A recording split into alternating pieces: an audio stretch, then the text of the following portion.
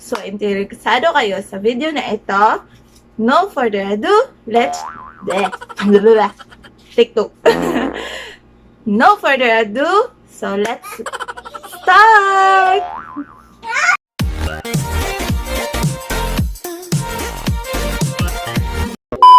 So, okay guys, punta tayo sa YouTube. Tapos, search button. Pindutin natin, laugh sound effect.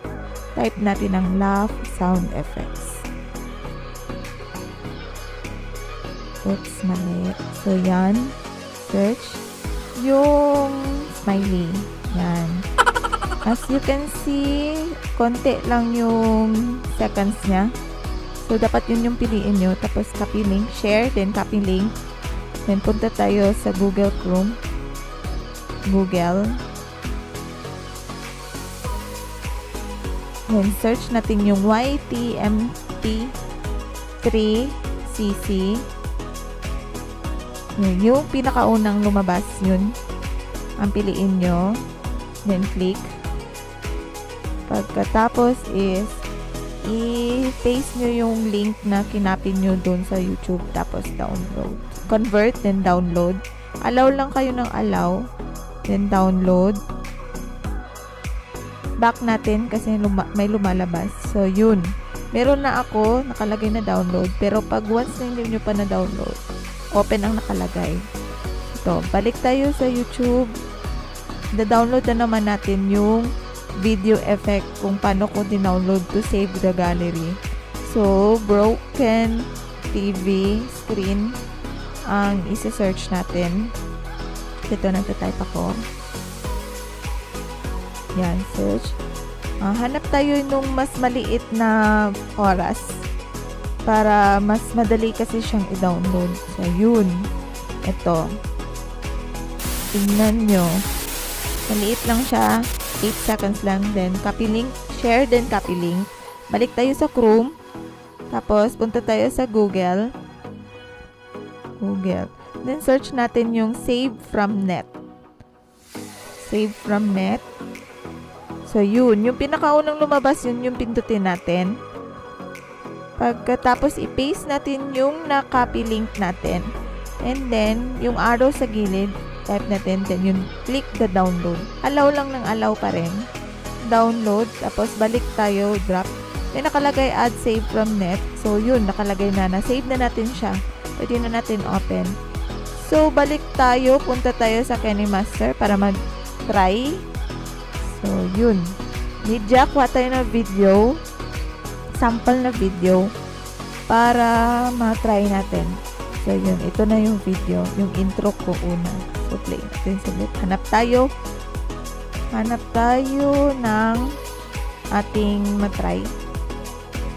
For this So, yun. moment. Try na natin. Ilagay yung funny. So, punta tayo sa audio. Hanapin natin si funny. Funny lap sound effect. Yun. O, diba? Sige yan. So, try natin. For this moment. Yun, lumabas na, diba? So, sana So, okay yun lang kayo kadali. dyan. And then, pagkatapos, punta tayo sa media, yung na-save natin na video kanina, yung sa save from net. So, ito yung broken TV. So, diba? So, play natin yan. Try natin play. Yun. Diba? Continuous lang yan siya. Continuous. Tapos, masyado siyang mahaba. Pwede natin iksian. I-cut lang natin. Drag lang, drag. Tapos, play. Yun. Diba? Umiksi. Hindi na siya masyadong tumaas. So, guys, balik tayo. So, ito lang. So, pangatlo, hanap tayo nung i-zoom natin na picture, na video. My thumbnail. So, ito. Una, so, ito pinili natin. So, una, cut natin. Split at playhead. So, yun na. So, split tayo ulit. Cut tayo ulit. Isa. Yan. Cut tayo, split, playhead. Yun. Meron ng isa, diba? So, try natin siyang puntan. Yung nasa gitna, yung pan and zoom, yun sa end position tayo. Drag lang, as in drag lang talaga. Speed, pwede natin lagyan. Speed, pwede maging 1.5. Yan. And 1 lang sa atin tayo. Hindi masyadong mahaba. Try natin. My thumbnail. So, yun, YouTube bongga, channel. ganun. So, Or mag-continue ano lang ba yan siya. na app ang O, ginagamit diba? Pwede natin siyang i-color filter. Yung ginawa ko sa isang video ko. So, ito. O, diba? Then, try natin siya.